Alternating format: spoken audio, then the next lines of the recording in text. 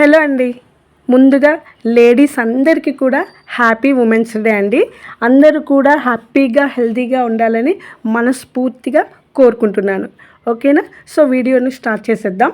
ఇప్పుడు ఏంటంటే మొన్న డిఎస్సిలో 2024లో జరిగిన డిఎస్సిలో ఖమ్మం డిస్టిక్లో మీరు కావాలంటే ఎంక్వైరీ కూడా చేసుకోండి. 38 మార్కులు వచ్చిన ఆమెకు కూడా ఉద్యోగం వచ్చింది. సో ఎందుకు వచ్చింది? మినిమం పాస్ మార్కు కూడా కాదు, కానీ 38 మార్కులకి ఉద్యోగం వచ్చింది. ఎలా వచ్చింది అంటే వాళ్ళ కేటగిరీలో ఎవరు లేరు కాబట్టి తనకి ఆ 38 మార్కులకు కూడా ఉద్యోగం వచ్చింది. 38 మార్కులు వచ్చిన వారు కష్టపడ్డారా? ఏం కష్టపడలే, జస్ట్ వెళ్ళింది, అటెంప్ట్ చేసింది, ఉద్యోగం వచ్చింది. హార్డ్ వర్క్ ఏంటి, అసలు కష్టం అంటే ఏంటో తెలియకుండా ఉద్యోగాన్ని సంపాదించిన వారు ఇలా ఉన్నారు. సో మరి మనం ఇంత కష్టపడి 60 మార్కులు ఇంకా ఎక్కువ మార్కులు తెచ్చుకొని కూడా ఉద్యోగం రాని వారు కూడా ఉన్నారు. అది తన అదృష్టం, అంతవరకే. మనం రాలేదు అంటే ఇంకా కష్టపడాలి, ఇంకా నేర్చుకోవాలి. అలాంటి అదృష్టాలు అందరికీ రావండి. అదేంటంటే కొన్నిసార్లు అలాగ కేటగిరీలో లేకపోవడం వలన, పోస్టులు అనేవి ఎక్కువ ఉండడం వలన ఏ విధంగా అయినా కూడా రావచ్చు. కానీ మనం వాళ్ళతోటి కంపేర్ చేసుకోవాలన్న అవసరం కూడా లేదు.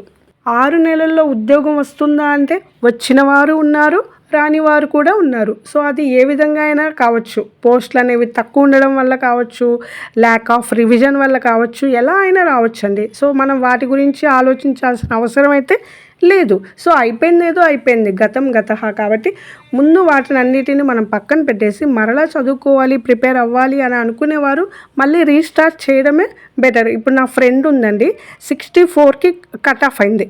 సో 64కి కట్ ఆఫ్ అయినప్పుడు తనది నెక్స్ట్ నెంబరు నా ఫ్రెండ్ కంటే ముందు కట్ ఆఫ్ అయిపోయింది. సో తను పోలీస్ అనమాట. పోలీస్ అయినా కూడా తను ఆ జాబ్ చేసుకుంటూ దీనికి ప్రిపేర్ అయింది, కానీ జాబు పాయింట్స్ తోటి మిస్ అయింది. అయినా కూడా తను ఇప్పుడు లీవ్లో ఉండి చదువుకుంటుంది. ఎందుకు, నీకు గవర్నమెంట్ జాబ్ ఉంది కదా, ఎందుకు మరలా ప్రిపేర్ అవుతున్నామని అడిగితే ఆ జాబ్ చాలా కష్టంగా ఉంది, చేయలేకపోతున్నా, ఇబ్బంది అవుతుంది అని చెప్పింది. సో అందుకని నేను మరలా దీనికి ప్రాక్టీస్ చేస్తున్నా అని చెప్పింది. ఇంత కష్టపడే వాళ్ళు కూడా ఉన్నారు. సో మనం ఎక్కడండి, మనం ఇప్పుడే స్టార్ట్ చేసాము. ఇప్పటికిప్పుడే స్టార్ట్ చేసి ఇప్పటికిప్పుడే ఉద్యోగం రావాలంటే ఏ విధంగా సాధ్యమైద్ది? రిజల్ట్ అనేది వస్తుంది, ఎప్పుడో ఒకసారి వస్తుంది. ఇప్పుడు కాకపోయినా నెక్స్ట్ టైం అయినా వస్తుంది. దాని గురించి అవసరం లేదు. ఫస్ట్ ముందు ప్రిపేర్ అవ్వాలి, బేసిక్స్ అనేవి నేర్చుకోవాలి అండ్ అటెంప్ట్ చేయాలి. రాకపోయినా పర్వాలేదు, మరలా ట్రై చేయాలి. అంతేకాని ఒకటేసారి రావాలి అనుకొని చదవాలి. ఒకవేళ రాకపోయినా కూడా, కష్టమైనా కూడా ఇష్టంగా చదివితే తప్పకుండా సాధ్యమైతే అవుతుంది. అండ్ ఇంకైతే ఏం తినాలి, ఎంత నిద్రపోవాలి అని అడిగారు. ఏం తినాలి అంటే ఇప్పుడు నేను చూడండి, నాకు ఆల్రెడీ 1/2 ఎకరం పోయింది. నాకు కూడా కొంచెం చెప్పండి.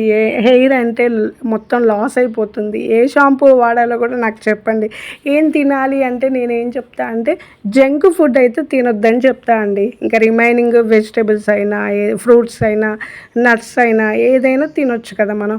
జంక్ ఫుడ్ అయితే తినకుండా ఉంటే బెటరు. మంచిగా హెల్తీగా ఉండాలి. కాబట్టి మెయిన్గా మనం ఎంత కష్టపడేది ఎందుకు? డబ్బు కోసమే.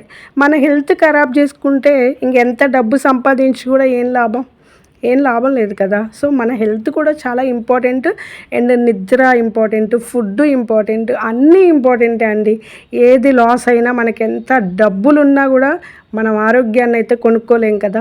సో హెల్దీ ఫుడ్, మంచి ఫుడ్ తీసుకోండి, జంక్ ఫుడ్ తినకండి. ఇప్పుడు మళ్ళీ సమ్మర్ కదా, కొంచెం బాడీ ఏంటంటే డిహైడ్రేట్ అవ్వకుండా కాపాడుకోండి. ఎండలో తిరగకుండా మజ్జిగ తాగడం, కొబ్బరి నీళ్ళు. మనమంటే ఇప్పుడు నేను చెప్తా నట్స్ తినండి అని చెప్తా, కానీ లేని వాళ్ళు ఉంటారు కదా, వాళ్ళకి అవి సాధ్యం కావు.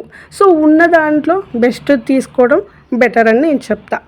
ఎందుకంటే అందరం కూడా మనం నార్మల్ పీపుల్సే కాబట్టి మంచి ఫుడ్ తీసుకోండి అండ్ 6 గంటలు అయితే నిద్రపోండి. ఈ సిల్లీ కామెంటే కదా అనుకుంటాం, కానీ సిల్లీ అయితే కాదండి. ఫుడ్ అనేది చాలా చాలా ఇంపార్టెంట్. ఇప్పుడు నోటిఫికేషన్ వచ్చిన దగ్గర నుంచి చదివే వాళ్ళు ఉన్నా కూడా నో ప్రాబ్లం అండి. మీరు ఖచ్చితంగా మంచి మార్క్స్ అయితే సాధిస్తారు. ఈ టైం పీరియడ్ అనేది కూడా ఓకే, సరిపోతుంది. ఓకేనా?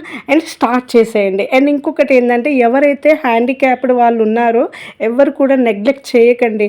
ఎందుకంటే మీకున్న దాన్ని యూజ్ చేసుకోండి. మంచి మార్క్స్ ఉంటే తప్పకుండా మీకు ఉద్యోగాలు అయితే వస్తాయండి. అండ్ ఇంకొకటి ఏంటంటే స్పోర్ట్స్ కోటాలో ఎవరికైతే సర్టిఫికెట్ ఉందో, స్టేట్లో ఎవరైతే విన్ అయ్యారో, సో ఆ సర్టిఫికెట్ అయితే మీకు ఆ సర్టిఫికెట్ అయితే చాలా యూస్ఫుల్ అవుతుందండి.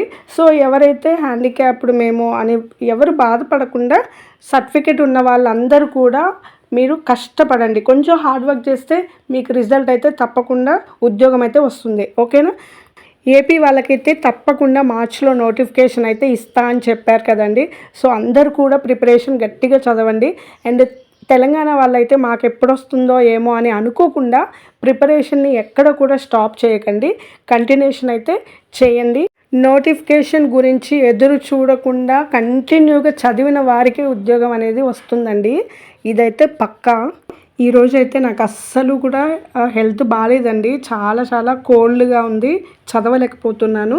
సో మీకైతే ఇన్ఫర్మేషన్ని చెప్పాలి అని అనిపించింది. అండ్ అలాగే ఉమెన్స్ డే కాబట్టి విషెస్ కూడా చెప్పాలని అనిపించి ఈ వీడియో అనేది చేస్తున్నా అండి.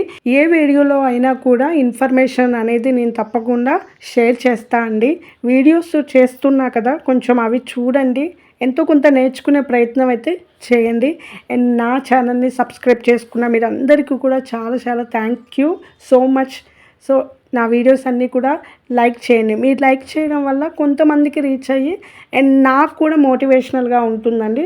ప్రతి ఒక్కరు కూడా టైం టేబుల్ని మాత్రం పక్కా ఫాలో అవ్వండి. టైం టేబుల్ వేసుకొని మాత్రమే చదువుకోండి, సో దట్ మీకు క్లారిటీ అనేది ఉంటుంది. ఈరోజు ఏం చదివాను, నేను నెక్స్ట్ ఏం చదవాలి అనుకుంటున్నాను అని ప్రతిరోజు కూడా ఎవ్రీడే టైం టేబుల్ని మీరు ఫాలో అవ్వండి. ఓకేనా?